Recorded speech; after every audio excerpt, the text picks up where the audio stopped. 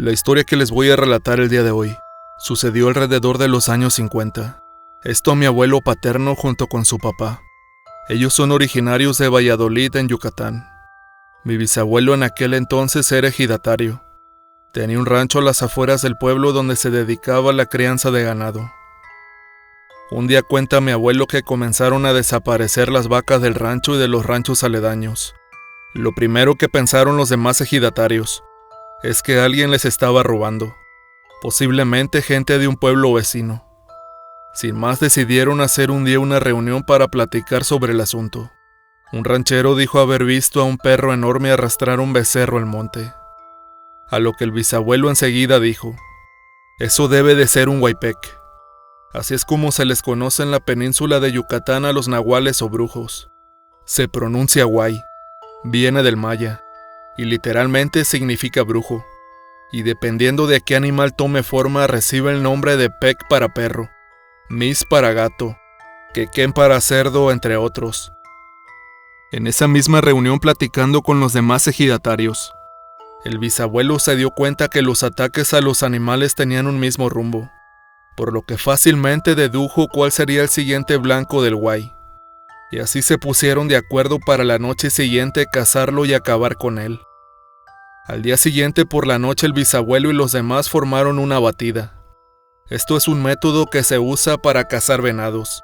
Consiste en una fila y una distancia determinada entre cada persona, entre 5 y 10 metros cada uno. Una vez colocados cada quien en su posición, solo quedaba esperar a que este animal hiciera su aparición. Esperaron casi toda la noche, pero serían ya las 3 de la mañana, cuando vieron cómo el huay salía del monte donde estaba escondido y se dirigía directo al corral. En eso gritaron todos: «¡Tírenle al maldito!», y todos comenzaron a disparar al mismo tiempo. El bisabuelo iba preparado. No llevaba balas normales ese día. Previamente había llevado cartuchos con algo de sal curada dentro. Esto lo hizo porque según esta sal evitaba que las heridas cicatrizaran. Todos aseguraban que le habían dado ya, pero el animal salió corriendo perdiéndose entre el monte. Intentaron seguir el rastro, pero lo perdieron. Sin embargo, sabían que estaba herido por las huellas de sangre que iba dejando. A la mañana siguiente todo esto fue una gran sorpresa, cuando se enteraron que a las afueras del pueblo encontraron a un señor llamado Graciano, el cual estaba sin vida en su choza lleno de sangre y con heridas de bala. Rápidamente se corrió la voz entre los ejidatarios y el resto del poblado. A partir de ese suceso no hubo más robos de animales. Todos ya sabían lo que había pasado esa espeluznante noche.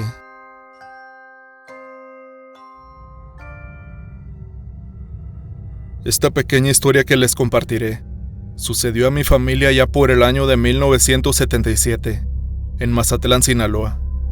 Nosotros siempre hemos radicado en Guadalajara, Jalisco, pero cuenta mi mamá que por aquellos años solía visitar mucho a una hermana quien se casó y se fue a vivir a Mazatlán. A mi tía y a su esposo les vendieron una casa muy grande con aspecto antiguo, a un precio muy bajo en la colonia Benito Juárez. Mis tíos no dudaron en comprarla, pues el precio era bastante accesible. Una vez mi mamá fue a visitarlos. Se dio cuenta que al otro lado de esa casa vivía una viejecita de algunos 80 años. Cuenta mi madre que a diario esta señora le decía que por las madrugadas se podía apreciar un río de oro en la casa de mi tía y un soldado cuidando con un fusil muy grande. Contaba que ella se levantaba todos los días muy temprano para ir a la iglesia y siempre podía observar esta escena. Le decía a mi tía: «Te están cuidando, mujer». En el patio de la casa había unas matas de plátano. Uno de los cuartos tenía una puerta que daba exactamente hacia esa parte del patio. Dice mi mamá que una madrugada golpearon fuertemente la puerta. Pareciera que fue con una cadena. Mi tío se levantó rápidamente a abrir, pero mi mamá y mi tía le pidieron que no lo hiciera, ya que ellas tenían mucho miedo, pues al preguntar quién era nadie respondía afuera. Pasaron los días y extrañamente mi tía enfermó. Comentaron los médicos de aquella época que era fiebre malta. Mi tía se encontraba embarazada para aquel momento, y el medicamento que la podría curar a ella Podría ser fatal para el bebé. Mi tío tuvo que decidir a quién salvar, y al final se le aplicó el medicamento a mi tía. Fueron días muy difíciles y dolorosos para la familia. Aparte que mi tío quedó muy endeudado por el gasto, así que decidió poner en venta la casa. La puso al mismo precio que la compró, y rápidamente salió un comprador. Ellos se fueron a rentar cerca de ahí en esa misma colonia. Dice mi tía que la persona que compró la casa la derrumbó prácticamente toda para poder construir ahí de nuevo, y donde estaban aquellas matas de plátano, encontraron un cofre con muchas monedas de oro. Así que el nuevo dueño se volvió rico y construyó una residencia lujosa en el mismo lugar.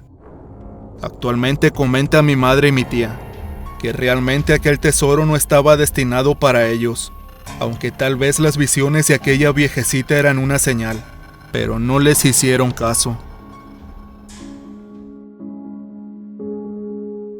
Este relato que les contaré sucedió en el año 1990 cuando apenas era una niña de 9 años. Viví en la ciudad de Tenancingo. Por ese tiempo recuerdo que una vez mi abuela paterna nos visitó y se quedó con nosotros un par de semanas. Como yo era la más pequeña de la casa, me dormía con ella. Una de esas noches se levantó al baño después de la medianoche como era su costumbre. En ese momento ya todos estábamos dormidos, solo que yo me desperté al sentir que mi abuelita se había levantado de la cama. Claramente la vi salir de la habitación, pues la luz de la luna llena me dejó ver muy bien. Parecía como si fuera un atardecer.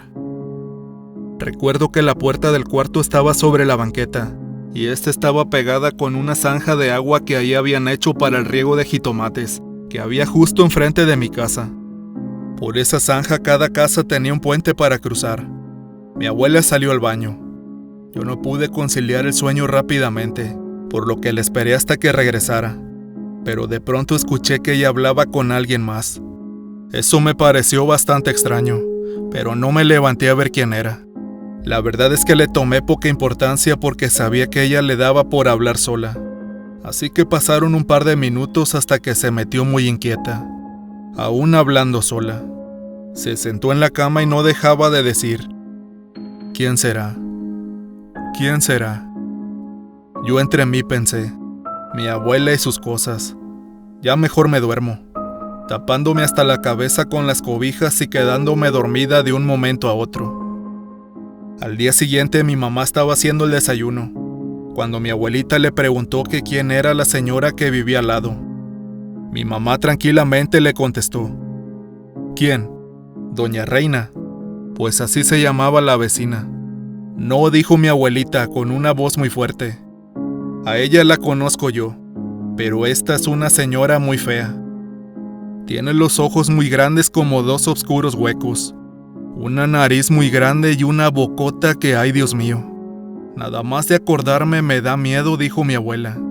Y lo que más me sorprendió y terminó por llenarme de miedo fue que esa mujer estaba flotando.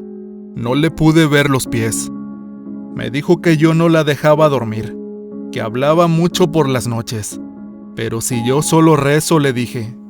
Pues lo que hagas, me dijo, ya deja de hacer lo que no dejas dormir, asegurando que ella vivía al lado. Pero esta me señaló el puente de la vecina. Mi mamá la miró extrañada, incrédula, y le respondió: pero suegra, ahí no vive nadie. A mí se me hace que usted la soñó. Entonces yo le confirmé a mi mamá que lo que la abuela decía era verdad. Le escuché claramente cómo anoche que se levantó al baño esta hablaba con alguien, le dije. Y cuando se metió al cuarto no dejaba de preguntarse qué era esa cosa. Pero mi mamá no le tomó para nada importancia. Yo sabía que en la casa pasaban cosas muy extrañas. Mi padre en ese tiempo trataba muy mal a mi mamá. Le pegaba sin ningún motivo. Parecía que se le metía algo. Muchas veces pensamos que era porque tomaba o se drogaba, pero mi padre nunca llegaba alcoholizado a la casa y mucho menos drogado. Cuando nos mudamos a la casa de la abuela todo cambió para bien. Él dejó de ser agresivo con ella. Recuerdo que después de un tiempo mi hermano me contó que él escuchaba en la antigua casa cómo por las noches llegaba un gato muy grande y pesado y comenzaba a caminar por el techo hasta bajar por la pared, con una velocidad que lo atemorizaba. Cada vez que lo escuchaba sabía que mi padre se pondría furioso y arremetería en contra de mi madre de la nada, comenzando así la pelea. Pero gracias a Dios, después de mudarnos, mi padre cambió dejando atrás todos los malos recuerdos.